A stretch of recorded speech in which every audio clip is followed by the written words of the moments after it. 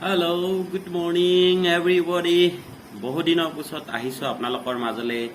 আজিৰ টপিক লৈ আহিছোঁ। বহুতে মোক মেছেজ কৰি আছে পাৰ্চনেলি। ৱেইট লছৰ বিষয়েতো কৈছোঁ, ৱেইট গেইন কেনেকৈ কৰিব লাগে।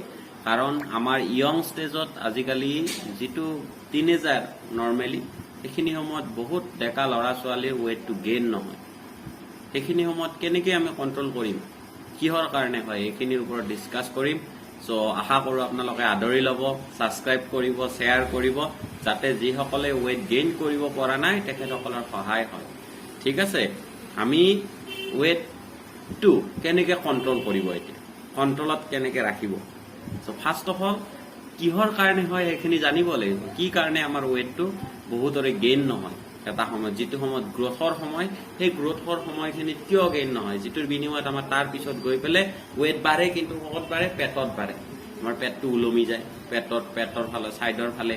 আৰু বহুতে কি হয়, ৱেইট তেনেকৈ গেইন নহয়, দুৰ্বল হৈ যায়, বহুতখিনি মাল নিউট্ৰিচনৰ চিকাৰ হয়, বহুত প্ৰব্লেম আহি যায় বহুতৰে, বহুত প্ৰব্লেম। আৰু যদি ৱেইট কম থাকে তেতিয়াও বহুত প্ৰব্লেম হয় মানুহৰ। চ' সেইখিনি বস্তুৱে জনা দৰকাৰ। ফাৰ্ষ্ট কথা হ'ল, আপোনালোকৰ ৱেইট গেইন নোহোৱাৰ মেইন কাৰণ হ'ল ইনএক্টিভ চেলবোৰ এক্টিভ নাথাকে আপোনালোকৰ বডিত। যিসকলৰ ৱেইটটো নাবাঢ়ে সেইকাৰণে আপোনালোকে চেলটো ডেভেলপমেণ্ট কৰিব লাগিব বডি। কাৰণ আমাৰ বডি টিচু চেলেৰে বনোৱা, হয়নে নহয়। প্ৰথমতে টিচুৰ পৰা চেল হয়, চেলৰ পৰা এটা human organ, human body start হয়। যিহেতু সেই চেলবোৰ আমাৰ এক্টিভ নাথাকে, যিসকলে ক্ষীণ তেখেতসকলৰ কিন্তু বহুত প্ৰব্লেম হয়। ময়ো আছিলো, কিন্তু মোৰ ফটোখন আপোনালোকক দেখাম ইয়াৰ মাজতে, ঠিক আছে, তেতিয়া গম পাব।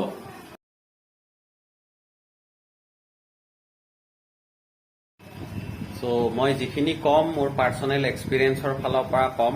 মই পাৰ্চনেলি এক্সপিৰিয়েঞ্চ কৰি যিখিনি পাইছোঁ সেইখিনিৰ পৰা ক'ম। ডিছক্লেমাৰ, হাৰ্বেলাইফ নিউট্ৰিচন কোনো মেডিচিন নহয়, এইটো কোনো ধৰণৰ বেমাৰৰ কাৰণে দিয়া নহয়। ই প্ৰপাৰ নিউট্ৰিচন হয়, যিটোৰ বিনিময়ত আমাৰ বডিত যিখিনি ভাইটামিন, মিনাৰেলছ, প্ৰটিনৰ নিড, সেই নিডখিনি যাতে এই নিউট্ৰিচনটোৰ দ্বাৰা ফুলফিল হয়, সেইটোৰ কাৰণেহে আমি দিওঁ। আৰু এটা কথা কওঁ, যদি আপোনালোক অলৰেডি হাৰ্বেলাইফ ইউজাৰ, আপোনালোকে যাতে এইখিনি বস্তু আপোনালোকৰ কোচৰ পৰা গাইড লয়। কাৰণ এইখিনি মোৰ পাৰ্চনেল গাইড হয়। আপোনাৰ যদি কোচে আপোনাক গাইড কৰি আছে তেতিয়াহ'লে পাৰফেক্ট সেই কোচজনে আপোনাক ভালদৰে কৰিব পাৰিব। ঠিক আছে, যিসকল নিউ তেখেতসকলে মোৰ পৰা গাইড ল'ব পাৰে। মই ডিছক্ৰিপশ্যনত মোৰ নাম্বাৰ দি দিম, আপোনালোকে মোক কণ্টেক্ট কৰিব। আৰু তাৰ লগতে লেক অফ নিউট্ৰিচন মানে আমিতো খানা খাওঁ, কিন্তু আমাৰ যিখিনি খানাত প্ৰয়োজনীয় বস্তু সেইখিনি নাপাওঁ।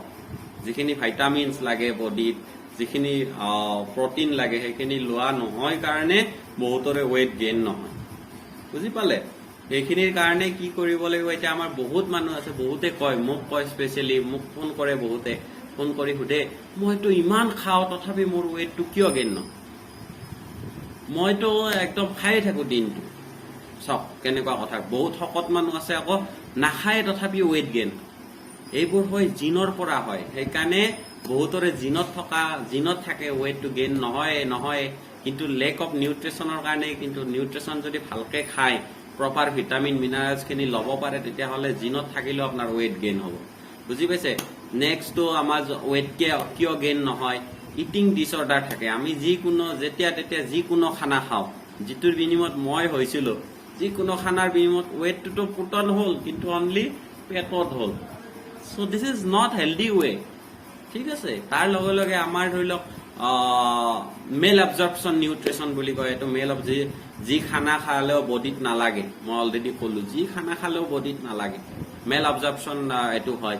নিউট্ৰিচনবোৰ বডিত কিয় নালাগে, কাৰণ লিভাৰটোৰ যিটো ফাংচন কাম কৰিব পৰা নাই প্ৰপাৰলি, কাৰণ সেই নিউট্ৰিচন ভেলুটো পোৱা নাই বডিত, সেইকাৰণে নালাগে। চ' এইখিনি বস্তু আপোনালোকে জানিব লাগিব।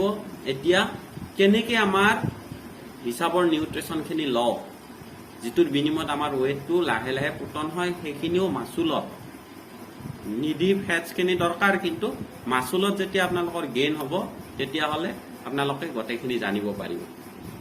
এতিয়া আমি টপিক ষ্টাৰ্ট কৰিম। আমি কেনেকৈ ৱেইটটো প্ৰপাৰলি গেইন কৰিম। আমি কেলৰি কাউণ্ট কৰিব লাগিব। আপোনাৰ বডিটো, যিটো বডি, ছাপ'জ আপোনাৰ 1500 কেলৰি বাৰ্নিং কেপাচিটি বডিত বৰ্তমান চলি আছে। 1500 ডেইলি আপুনি ইউজ কৰে, খায়। কেলৰি মানে আমাৰ যিখিনি খাদ্য খাই আছো ৰাতিপুৱাৰ পৰা ভাতৰ পৰা ৰুটিৰ পৰা আমি যিখিনি ফল মূল খাওঁ গোটেইখিনি মিলি পেলাই এটা হিচাপ যেনেকে আমি কিলোৰ হিচাপ ৰাখো যেনেকে লিটাৰৰ হিচাপ ৰাখো সেম এজ আমি খোৱা খাদ্যখিনি যেতিয়া বডিত যাব সেইটো এটা ক্যালৰি খাদ্যৰ হিচাপটো ক্যালৰি বুলি কয় আমি ক্যালৰি কিমান খাই আছো আপোনাৰ বডি নিড কিমান সাপোজ আপনি 1500 ক্যালৰি আপনি ডেইলি খায় হয় না নহয় কিন্তু আপনার বডি নিড কিমান যদি বডি নিড আপনার 1800 তেতিয়াহলে আপনার ওয়েট কেতেও গেইন নহব বডি নিড যদি 2000 আপনার ওয়েট কেতেও গেইন নহব আপনি সেই কাৰণে ক্যালৰিটো হিসাব কৰি লব লাগিব এতিয়া মই কি দিউ আপোনালোকক আগতেও কৈছো সো ফাৰ্স্ট কথা হল মই স্পেশালি মানুহ এজনক প্ৰপাৰ কেনেকে ক্যালৰিটো মেইনটেইন কৰিব যেটোৰ বিনিময়ত ওয়েটটো হেলদি ওয়েট বাঢ়ে যিকোনো খাদ্য খালে আপনি 3 টাইম ভাতে খালে তাৰপিছত ৰুটি পৰঠা চাওমিন মোমো সব খাই দিলে কিন্তু ওয়েট তথাপি গেইন হয় গেইন নহয় কাৰণ এইটোৱে গেইন হলেও কত হ'ব পেটত হ'ব চৰ্বিত হ'ব বেছিকে বেমাৰ হ'ব তাৰ বিনিময়ত ইনডাইজেশন হ'ব ডাইজেশনৰ বিনিময়ত আৰু আকৌ আপোনাৰ লাহে লাহে বডিটো নষ্ট হৈ যাব ঠিক আছে মই জনাই আছো এতিয়া আপোনালোকক কেনেকে প্ৰপাৰলি ওয়েটটো গেইন কৰি স্পেশালি যিসকলে মেইনলি মাসুলটো গেইন কৰিব বিচাৰে যিসকল একেবাৰে লিন থিন মাল নিউট্ৰিচনত আপোনালোকে ভুক্তভোগী সেইসকলৰ কাৰণে মই স্পেশাল ডায়েট এটা দি আছো যাতে হেতু ফলো কৰি আপোনালোকে সুস্থ হৈ থাকে ফাৰ্স্ট অফ অল আপুনি ৰাতিপুৱা উঠি ওয়াৰ্ম ওয়াটাৰ এক গ্লাস খাব এটো কম্পালসৰি কাৰণ ওয়াৰ্ম ওয়াটাৰে আপোনালোকৰ বডিটো ডিটক্সিফাই কৰে তাৰ পিছত ওয়াৰ্ম ওয়াটাৰ খাই পেলে আপোনালোকে নাটস যদি লব পাৰে যিকোনো আপোনাৰ নাটস হোক আলমন্ড হোক যদি লয় তেতিয়াহলে আপোনাৰ বডিত মাসুল গেইন হোৱা আৰম্ভ হ'ব আৰু যদি আপোনালোকৰ গ্যাসৰ প্ৰবলেম আছে টক্সিন আপোনাৰ বডিত আছে তেতিয়াহলে এন্টিঅক্সিডেন্ট লোৱাটো দৰকাৰ মোৰ ফালৰ পৰা আপোনালোকক মই কৈছো ই এনাৰ্জি ড্ৰিংক হয় এফ্ৰেছ ইয়াৰে এক চামুচ লৈ পেলে আপুনি ৰাতিপুৱা শুই উঠি গৰম পানীত চাহৰ নিচিনাকে খাব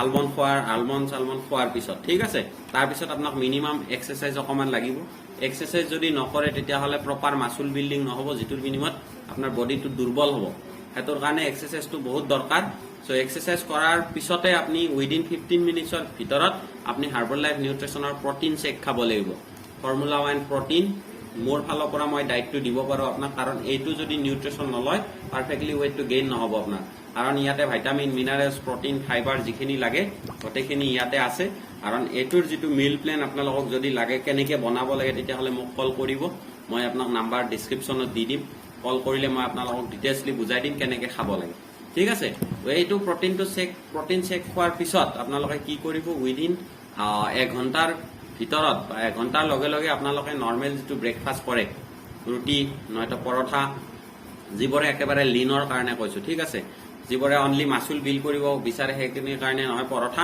ৰুটি খাব আপোনালোকে প্ৰটিন বেস খানা খাব মৰ্নিংত ঠিক আছে অকমান কাৰ্বোহাইড্ৰেট যাতে আপোনাৰ ক্যালৰিখিনি কাউন্ট হয় প্ৰপাৰলি ঠিক আছে সো গম পালে কেনেকে কি কৰিব লাগিব আৰু লগতে যদি বহুতে যদি ভাত খাব বিচাৰে স্লাইড ভাত ডাল সবজি তাৰপিছত এগ বইল ৰাতিপুৱা খাওক আপোনালোকে যদি আৰু ৰাতিপুৱা যদি বোলে নহয় বহুতৰে টাইম নাথাকে তো সেইকাৰণে ৰাতিপুৱা যদি দৈ খাই দৈ খালেও ভাল আপোনালোকৰ কাৰণে দৈ আপোনালোকে লব এক বাটি বা যিবোৰে ৰাতিপুৱা নাখায় দুপৰীয়া খাব পাৰে দৈটো তাৰপিছত ফলমূল মাজে মাজে লব ফলমূলটো দৰকাৰ প্ৰটিন আপোনাৰ তাতে পাব তাৰ লগে লগে আপোনালোকে দুপৰীয়া লাঞ্চটো পাৰফেক্টলি কৰক মাছ মাংস যি খাই খাব পাৰে কোনো বাধা নাই এটো দুপৰীয়া লাঞ্চত কোনো প্ৰবলেম নাই ঠিক আছে কিন্তু মনত ৰাখিব ভাত খোৱাৰ আধা ঘণ্টা আগত পানী খাব কাৰণ আপোনালোকৰ অলৰেডি ডাইজেশন কেপাসিটি কম ভাত খোৱা আধা ঘণ্টা পিছত পানী খাব ভাত খোৱাৰ সময়ত যিখিনি দৈৰ্ঘ্য বলত লাগে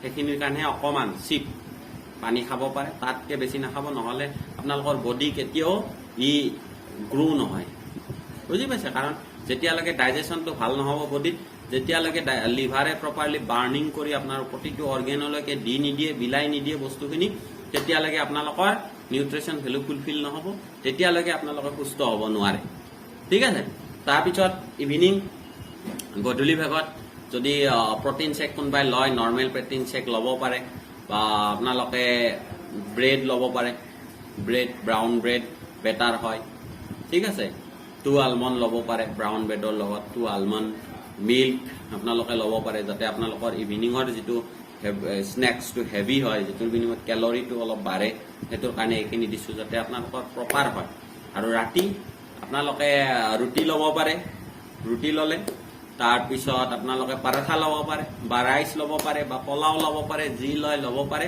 কম বেছি নহয়, কাৰণ ৰাতি যদি বেছিকে খায় তেতিয়াহ'লে আকৌ আমাৰ টোপনিত গৰমাল হ'ব, তাৰ বিনিময়ত আমাৰ বডিটো আকৌ গ্ৰোথ নহ'ব। সেইকাৰণে হিচাপৰ ল'ব আপোনালোকৰ বডিত যিখিনি দৰকাৰ, ঠিক আছে। কিন্তু তাৰ লগত ৰাতি আৰু এবাৰ এইটো ল'ব লাগিব আপোনালোকে, তেতিয়াহে আপোনালোকৰ বডিটো পাৰফেক্টলি গেইন হ'ব।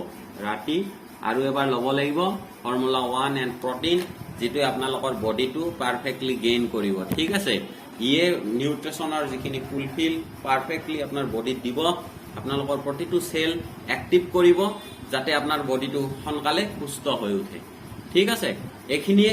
ইয়াৰ লগত আৰু এক্সট্ৰা আছে, সেইটো হ'ল চেল এক্টিভিটৰ। যিহেতু আমাৰ চেলৰ মৰি যোৱাৰ কাৰণে বডিৰ গেইন নহয়, চেলবোৰ যিহেতু ইনএক্টিভ হৈ থাকে, এক্টিভ নহয় কাৰণে আমাৰ গেইন নহয়।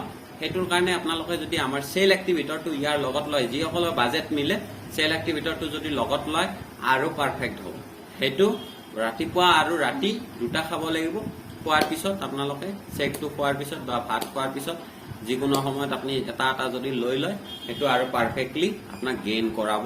চ' সেইখিনিয়ে আপোনালোকৰ যাতে সোনকালে গেইন হয় সেইটো আশা কৰিছো মই। আৰু এটা উপায় আপোনালোকক দিওঁ, চ' সেইটো হ'ল আনহেল্ডি উপায়, এইটো হ'ল হেল্ডি উপায়। আনহেল্ডি উপায়টো হ'ল আপোনালোকে একদম যি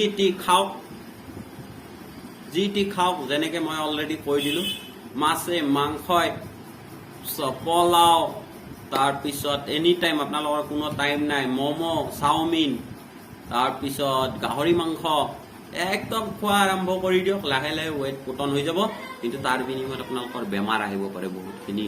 সেইকাৰণে প্ৰপাৰ ডায়েট মতে, প্ৰপাৰ গাইড মতে চলক, যাতে আপোনালোকে হেল্ডি হৈ থাকে। আৰু যদি আপোনালোকে ভাবে মই ভিডিঅ'টো চাই পেলাই উপকৃত হৈছো, তেতিয়াহ'লে ৰাইজক শ্বেয়াৰ কৰিব, যাতে ৰাইজেও এই কথাখিনি গম পায় আৰু চেনেলটো সকলোকে ছাবস্ক্ৰাইব কৰাব।